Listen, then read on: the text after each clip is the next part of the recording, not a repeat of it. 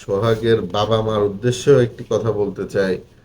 যে যদি এরকম কোনো সুযোগ থাকে সমঝোতা করার, যেহেতু ওনার ছেলেই মিথ্যা মামলায় হয়রানি হয়েছে বা জেলখানায় ছিল,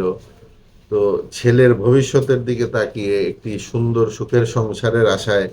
ছেলের ভালো যেন হয়, তো তারাও যদি একটু নমনীয় হয়ে লামিসার বাবাকে বুঝাতে যান, টাঙ্গাইলের সাংবাদিক ভাইদের নিয়ে যাক বা মুরব্বীদের নিয়ে যাক,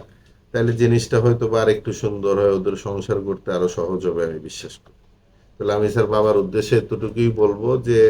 আপনি সময় নেন, চিন্তা করেন, সোহাগকে বুঝান, বুঝিয়ে তা আপনারা সবাই মিলে বসে জিনিসটা সর্ট আউট করেন। এটা আর আসলে কোর্ট কাচারির বিষয় আর রইল না। তো যেহেতু জিনিসটা আপনারা পারিবারিক ব্যাপার, চার দেয়ালের মাঝেই ভালো লাগে, চার দেয়ালের মাঝেই ফিরে গেলে ওনারাও খুশি, আপনারাও খুশি, আমিও খুশি, সবাই খুশি।